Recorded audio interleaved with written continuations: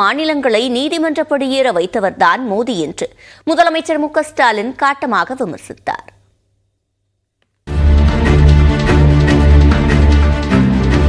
காஞ்சிபுரம் திமுக வேட்பாளர் செல்வம், ஸ்ரீபெரும்புதூர் திமுக வேட்பாளர் TR பாலு ஆகியோரை ஆதரித்து காஞ்சிபுரம் மாவட்டம் கரசங்கால் பகுதியில் பொதுக்கூட்டம் நடைபெற்றது. இதில் கலந்து கொண்டு பேசிய முதலமைச்சர் மு க ஸ்டாலின், தனி மனிதர் தொடங்கி மாநிலங்கள் வரை அனைவரையும் போராட வைத்தது மோடி ஆட்சி என்று விமர்சித்தார். ஆளுநர்களை வச்சு மாநிலங்களுக்கு மிகப்பெரிய பிரச்சனையை கொடுக்கிறதே மோடி தான். ஒட்டுமொத்த தேசத்துக்கு பிரதமர் மோடி தான் மிகப்பெரிய பிரச்சனை.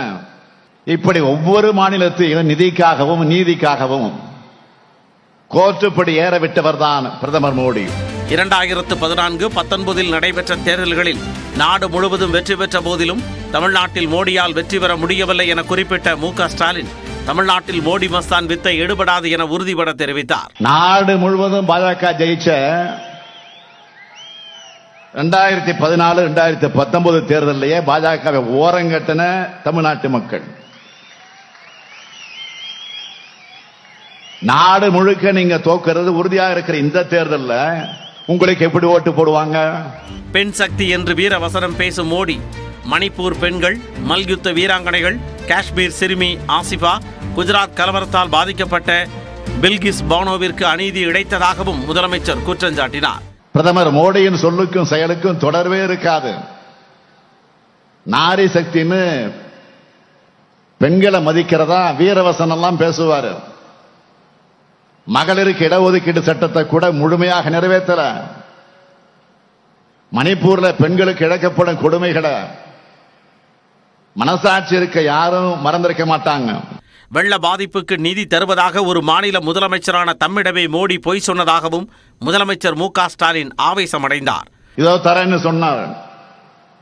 தமிழ்நாட்டு எம்பிக்கள் எல்லாம் TR பாலு அவர்கள் தலைமையில் உள்துறை அமைச்சர் போய் சந்திச்சாங்க. அவரும் இதோ தரேன்னு சொன்னார். ஆனா இன்று வரை நிதியே தரல. மாநில முதலமைச்சரான என்கிட்டே போய் சொன்னவர் தான் பிரதமர் மோடி. தொடர்ந்து பேசிய முதல்வர், தமிழ்நாட்டின் உரிமையை பாஜகவிடம் அடகு வைத்ததில் தான் அதிமுக அரசு முதலிடம் பிடித்திருந்ததாக விமர்சித்தார். மேலும் திமுக அரசு மக்களிடம் விருது வாங்கி இருப்பதாகவும் பெருமிதம் தெரிவித்தார். பழனிசாமி அவர்களே, நாங்க மக்கள் கிட்ட அவார்டு வாங்கி இருக்கிறோம். இன்னொரு அவார்டு வெயிட்டிங். ஜூன் 4ஆம் தேதி 40க்கு 40 என்ற அந்த விருது. பழனிசாமி அவர்களே, வெயிட் அண்ட் சீ. EPS ஆட்சியில் தொழில் செய்ய உகந்த மாநிலங்களின் பட்டியலில் 14வது இடத்தில் இருந்த தமிழ்நாடு தற்பொழுது 3வது இடத்திற்கு முன்னேறி உள்ளதாகவும் மு க ஸ்டாலின் குறிப்பிட்டார். மோடி தான் எங்க டாடின்னு சொன்னீங்களே, அது மட்டுமல்ல, பாஜக இங்க இந்திய திணிச்சப்போ நாம எதிர்த்தோம். ஆனா அதிமுக அமைச்சர் என்ன சொன்னாரு?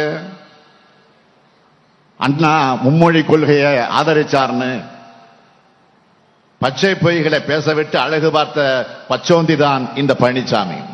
அதிமுகவுக்கு அளிக்கும் வாக்கு துரோகிகளுக்கு அளிக்கும் வாக்கு எனவும் முதல்வர் ஸ்டாலின் குறிப்பிட்டார். சுயலாபத்திற்காக பாமக அடிக்கடி கூட்டணி மாற்றுவதாக விமர்சித்துள்ள அதிமுக பொதுச் செயலாளர் எடப்பாடி பழனிசாமி, மடியில் கனம் இல்லாததால் பாஜகவை பார்த்து எந்த பயமும் இல்லை என கூறியுள்ளார். தருமபுரி மக்களவை தொகுதி அதிமுக வேட்பாளர் அசோகனை ஆதரித்து மேச்சேரியில் உரையாற்றிய அவர், சாதிவாரி கணக்கெடுப்பை நடத்த 2020ஆம் ஆண்டிலேயே தான் அரசாணை பிறப்பித்ததாக குறிப்பிட்டார். மக்களுடைய கோரிக்கை ஏற்று ஜாதிவாரி கணக்கெடுப்பு எடுக்க வேண்டுவதற்கு இன்றைக்கு அரசாணையிட்டு வெளியிட்டு குலசேகரன் கமிட்டி, அவர் ஓய்வு பெற்ற நீதிபதி தலைமையில் கமிட்டி அமைக்கப்பட்டு அதற்குண்டான ஏற்பாடுகள் செய்யப்பட்டு இது அனைத்தும் 2020 டிசம்பர் மாதமே நான் உத்தரவு போட்டு நடைமுறை கொண்டு வந்துட்டேன். அதிமுக இல்லை என்றால் பாமக தலைவர் அன்புமணியால் எம்பியாக இருக்க முடியாது என எடப்பாடி பழனிசாமி கூறினார். மரியாதைக்குரிய திரு அன்புமணி மாநில உறுப்பினர் பேசுறாரு, அண்ணா திமுக ஓட்டு போட்டா வேஸ்ட். ஒரு எம்எல்ஏ கூட இல்லாத ஒரு பாட்டாளி மக்கள் கட்சி சேர்ந்த ஒருவருக்கு அண்ணா திமுக மக்கள்லாம் அண்ணா திமுக ஓட்டு போட்டு எம்எல்ஏ தேர்ந்தெடுத்த காரணத்தினால்தான் உங்களை நாங்க எம்பியா தேர்ந்தெடுக்கிறோம். அண்ணா திமுக ஓட்டு போட்டா நன்மை கிடைக்கும். நீங்க உங்களுக்கு பதவி வேணும், அதுக்காக நீங்க போய் கூட்டணி அமைச்சிருக்கிறீங்க. மக்களுக்காக அல்ல, மக்களுக்கு நன்மை செய்திருக்க அவர் கூட்டணிக்கு போகல. கூட்டணி மாறிட்டே இருப்பாங்க. இதையடுத்து சேலம் தொகுதிக்கு உட்பட்ட எடப்பாடியில் அதிமுக வேட்பாளர் விக்னேஷுக்கு ஆதரவாக வாக்கு சேகரித்த எடப்பாடி பழனிசாமி பாஜகவின் தேர்தல் அறிக்கையில் காவிரி நீர் விவகாரம் குறித்து எதுவும் இல்லை என விமர்சித்தார். இந்த மத்திய அமைச்சரும் எதுவுமே கொண்டாடல, ஓட்டுக்கு மட்டும் இங்க வர்றாங்க, வாங்கிட்டா மக்களை மறந்துறாங்க. ஆகவேதான் நாங்க தேசிய கட்சியோட கூட்டணி வைக்கல, நாட்டு மக்களை மறக்கின்ற கட்சியோடு கூட்டணி இல்லை என்பதை முடிவு செஞ்சிட்டோம். மேகதாதானை இன்றைக்கு கட்டுவதற்கு நாங்க விடமாட்டோம் அப்படின்னு மத்திய அரசாங்கம் எங்கேயாவது சொல்லியிருக்குதா? இல்லையே. நேற்று தினம் பாருங்க, பாரதிய ஜனதாவுடைய தேர்தல் அறிக்கை வந்தது, இந்த காவிரி நதி பிரச்சனையை குறிப்பிடல, ஏதோ பேசி இருக்காங்க தமிழ்நாட்டை பத்தி எல்லாம். எதை பேசி என்ன பிரயோஜனம்? நமக்கு தண்ணீர் வேணும். அதே போல காங்கிரஸ் தேர்தல் அறிக்கை அதுல சொல்லிருக்கீங்களா?